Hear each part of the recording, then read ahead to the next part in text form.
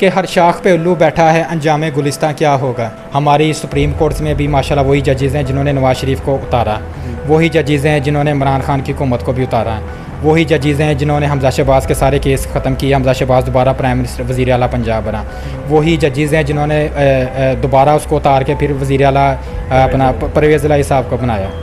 ठीक है, ये कि आँख मचोली सब खेल रहे हुए हैं, बस दाओ दाई में पड़े हुए हैं, किसी को कुछ नहीं पता, बस अपनी कुर्सियां बढ़ी हुई हैं, अवाम उधर बेचारी मर रही है, किसी को रोटी मिल रही है नहीं मिली, इनको कुर्सियां मिल गई हैं, अभी जो भी आएगा अपनी जेबें भरेगा, बाहर अपने मुल्क में बनेगी प्रॉपर्टीज़।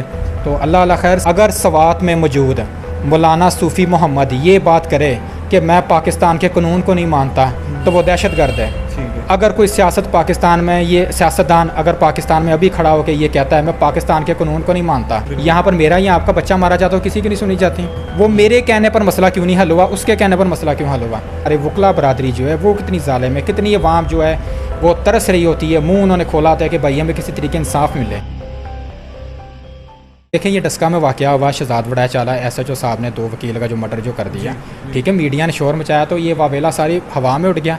यहाँ पर मेरा या आपका बच्चा मारा जाता हो किसी की नहीं सुनी जाती। बिल्कुल ऐसे आप रोज़मर्रा आप देख लें, थानों कचहरी में आप जाके देख लें, हमारे वकला बरादरी जो है वो कितनी ज़ालिम है, कितनी अवाम जो है वो तरस रही होती है, मुँह उन्होंने खोला होता है कि भाई हमें किसी तरीके इंसाफ मिले, कोई किसी की बात नहीं सुन ले आता, बस जी पैसे दे ही जाओ, काम होएगा नहीं होएगा ये किसी को नहीं पता। अवाम बेचारी जलील हो रही है, ये अपने कमरों में AC लगा के बैठे हुए हैं, किसी को कोई ख़बर नहीं है। कोई वो मैं ना बाज़ औक़ात मुझे एक बड़ी अच्छी बात याद आ गई, मैं अक्सर ये ना कचहरी वगैरह में ये कामों के लिए मैं जाता रहता हूँ, तो मुझे एक चीज़ ना बड़ी यानी कि मुझे देख के तो मुझे एक शेर याद आ जाता है कि हर शाख पे उल्लू बैठा है, अंजाम गुलिस्तां क्या होगा।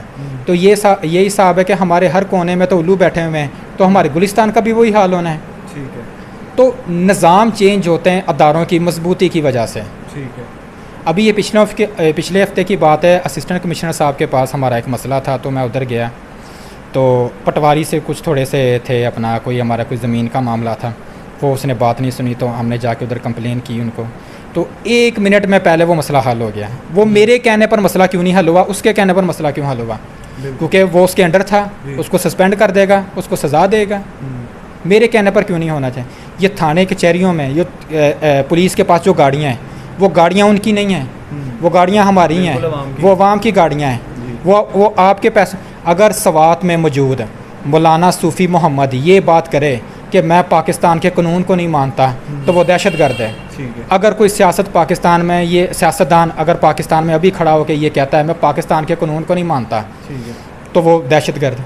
सही है। वो हमारे तो यहाँ पे हो रहा है ना अभी फॉरेन फंडिंग का या ममनुआ फंडिंग का जो केस चल रहा था पाकिस्तान तहरीक इंसाफ का, वो अदालत ने FIA को जो हिदायत दी है कि ये जो आप इसकी तहकीकात करें। खान साहब कहते हैं मैं जाता ही नहीं, मैं नहीं जाता इदारों के सामने यहाँ तफ्तीश देने के लिए। तो जब हमारे लीडर ये सारा कुछ करेंगे तो एक आम शख्स क्या करेगा। देखिए मैंने ना अभी थोड़ी देर पहले ये आपको एक शेर सुनाया है कि अब थोड़ी देर पहले ये आपको बताया, ये शेर भी सुनाया है कि हर शाख पे उल्लू बैठा है, अंजाम गुलिस्तां हो क्या होगा। हमारी सुप्रीम कोर्ट्स में भी माशाल्लाह वही जजेज़ हैं जिन्होंने नवाज शरीफ को उतारा, वही जजेज़ हैं जिन्होंने इमरान खान की हुकूमत को भी उतारा, वही जजेज़ हैं जिन्होंने हमजा शहबाज के सारे केस ख़त्म किए, हमजा शहबाज दोबारा प्राइम मिनिस्टर वज़ीर आला पंजाब बना, वही जजेज़ हैं जिन्होंने दोबारा उसको उतार के फिर वज़ीर आला अपना परवेज़ इलाही साहब को बनाया। ठीक है, ये कि आँख मचोली सब खेल रहे हैं, बस दाओ दाई में पड़े हैं, किसी को कुछ नहीं पता, बस अपनी कुर्सियाँ बढ़ी हुई हैं, अवाम उधर बेचारी मर रही है, किसी को रोटी मिल रही है नहीं मिली, इनको कुर्सियाँ मिल गई हैं, अभी जो भी आएगा अपनी जेबें भरेगा, बाहर अपने मुल्क में बनेगी प्रॉपर्टीज़। तो अल्लाह अल्लाह खैर सलाह। ठीक है, तो आप किस सियासी जमात को सपोर्ट करते हैं? आपका नज़रिया क्या है कि कौन सी जमात बेहतर है, पाकिस्तान या पंजाब? पंजाब का आप कह लें या पाकिस्तान का कह लें, मुल्की और गैर मुल्की लेवल पे जो पाकिस्तान को आगे लेके जा सके। मुस्लिम लीग नून है, पीपल पार्टी है या पाकिस्तान तहरीक इंसाफ, आप किसको सपोर्ट करते हैं? देखिए बेसिकली तो कहना जो अभी जो मौजूदा हालात चल रहे हैं, जो प्रीवियस हमने देखा, खान साहब ने मुल्क के लिए कुछ अच्छे काम किए, अगर बेसिक में उसमें देखा जाए, उसमें खान साहब की बहुत सारी खिदमात हैं। अगर हम प्रीवियस में मियाँ नवाज शरीफ साहब की हुकूमत को देखते हैं तो उसमें भी बहुत ज़्यादा अच्छे काम हुए। ठीक है, तो इवन ये कि इस लड़ाई को छोड़ के हमें एक सबको एक प्लेटफॉर्म पर इकट्ठा होना चाहिए, हमें अपने मुल्क की तरफ जाना चाहिए, हमें अपने मुल्क को आगे लेकर चलना चाहिए। उसमें ख्वाह अच्छाई है या बेहतरी है क्या है वो इस चीज़ को ख़त्म करके अपनी यानी कि सियासी कशमकश अपनी सियासी चपकलश को ख़त्म करके तो हमें हमें चलना चाहिए इस मुल्क को एक अच्छे प्लेटफार्म पर लेकर। सही।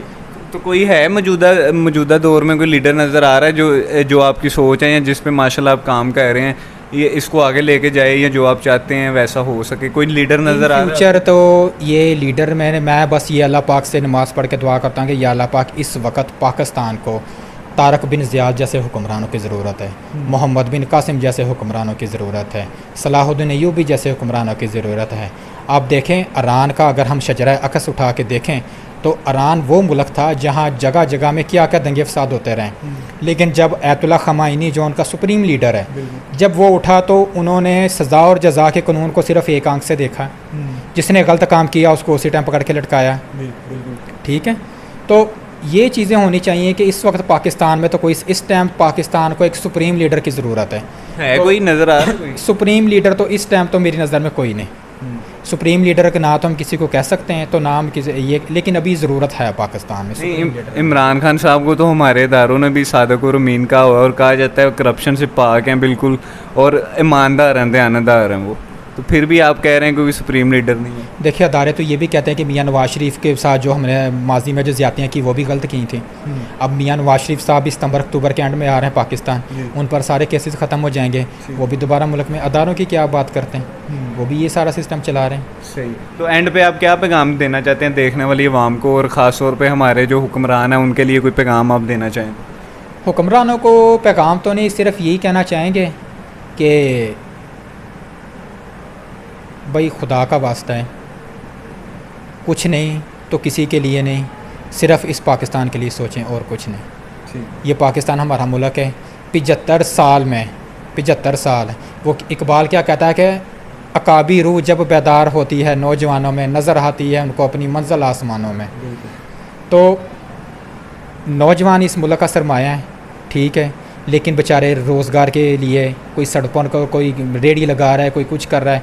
हमारे अदारों में, सरकारी अदारों में जाके देखें कि कितनी सीटें बिल्कुल फ़ारग पड़ी हुई हैं। मैं यकीन जाने पिछले दिनों एक प्राइमरी स्कूल में गया, वो बहुत अच्छा हमारे एरिया का, मैं उसका नाम नहीं लूँगा, हमारे इस डस्का सिटी का है। एक प्राइमरी यूनिट का बच्चा था जिसे हम कहते हैं जी हम ओ लेवल ए लेवल करा, मेरा तो बच्चा माशाल्लाह बड़ा ज़हीन हो के यहाँ से निकलेगा। अब मेरी ज़रा बात ज़रा तवज्जो फरमाइएगा, ये क्या हाल हुआ है मुल्की निज़ाम का।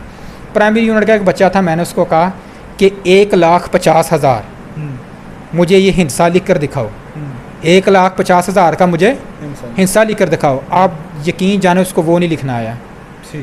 ये ओ लेवल ए लेवल वालों ये ओ लेवल ए लेवल का ये हाल है। उसको कहा है मैंने कि 1,50,000 का हिस्सा लिख कर दिखाओ, उसको वो नहीं लिखना आया।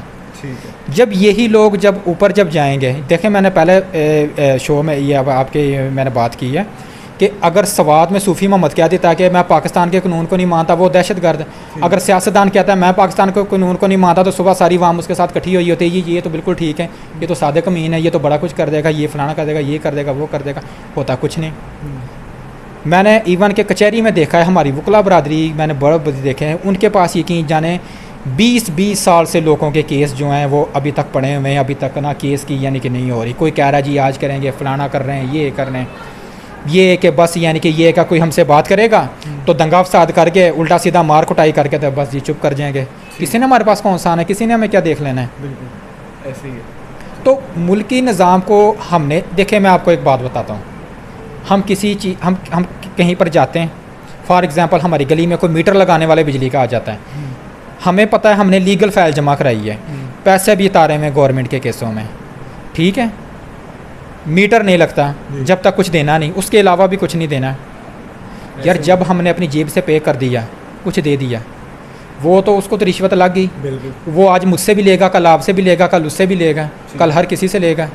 फिर वो कहते हैं कि रिश्वत लेने वाला और देने वाला दोनों जहन्नमी है। जब यहाँ पे किसी गरीब या माड़े बंदे का काम ही नहीं होना, वो तो फिर रिश्वत लगाएगा, फिर वो जहन्नमी भी हो जाता है, रिश्वत भी देता है, और फिर मजबूरी है ना उसकी। वो मजबूरी है, लेकिन इस मजबूरी को हमने ख़त्म करना है। ठीक है, हमारा काम लीगल है, आप अपने राइट के लिए निकलें, लड़ें भाई। उसको बोलो किस चीज़ के तुम्हें पैसे दें, किस चीज़ की तुम्हें रिश्वत दें, हमने लीगल काम किया है। या तो आपने कोई गलत काम किया, इस चीज़ का खात्मा हमने खुद ने करना है, ये किसी सियासतदान ने नहीं करना, किसी वकील ने नहीं करना है। अब एक असिस्टेंट कमिश्नर है, वो जा रहा है लाहौर मोटरवे पर, गाड़ी खड़ी हुई है, जी मैंने टूल टैक्स नहीं देना है, मैं असिस्टेंट कमिश्नर हूँ। एक जा रहा है जी मैं सुप्रीम कोर्ट का जज हूँ, मैंने नहीं देना, टैक्स नहीं देना, मैंने कुछ नहीं देना। तो ये जो 20 करोड़ आवाम, जो 20 करोड़ गधे हैं जिनके टैक्सों से ये हुकूमत बनती है, वो टैक्स दे रहे हैं। वो टैक्स क्यों लिया जा रहा है जी? ऐसे ही है। ना किसी सड़क की मेंटेनेंस है, ना किसी टोल प्लाजा की मेंटेनेंस है। इवन के ये देखें, हम गलियों मोहल्लों का टैक्स देते हैं, हमारी नालियाँ तक साफ़ नहीं है। नौशीन इफ्तिखार साहबा, उन्होंने MNA का इलेक्शन जीता, हमारे डस्का से 2 मरतबा माशाल्लाह उन्होंने विन किया, बड़ी अच्छी बात है। देखें डस्के में कौन सा काम हुआ है, मुझे एक भी सड़क दिखाएं किस सड़क का पानी निकला है। सब्ज़ी मंडी जाकर देखें उसका क्या हाल हुआ है। ऐसे हालात तो हर जगह ऐसे हैं। ये खास तौर पे ये पिछले 3-4 साल से तो कोई काम नहीं हुआ इस मुल्क में। किसी अदारे में कोई मजबूती नहीं है। ये सब अपने अपने पेड़ लेकर बैठे हुए हैं। किसी के बच्चे अमेरिका में पढ़ रहे हैं, किसी के बच्चे इंग्लैंड में पढ़ रहे हैं, किसी के बच्चे कनाडा में पढ़ रहे हैं। और ये हालात हुए हैं, हमारे बच्चे जो गवर्नमेंट प्राइमरी स्कूल है वहाँ उनको बैठने के लिए डेस्क दस्तयाब नहीं है, वो ज़मीन पर बैठ के पढ़ रहे हैं। बिल्कुल नाज़रीन, आपने महमूदुल हसन साहब की गुफ्तगू सुनी, मुझे तो बहुत मज़ा आया इनकी गुफ्तगू सुन के। उम्मीद करता हूँ आपको भी पसंद होगी। इसी के साथ इजाज़त दीजिए, मिलता हूँ आपको इंशाल्लाह अगली वीडियो में। तब तक के लिए अल्लाह हाफ़िज़।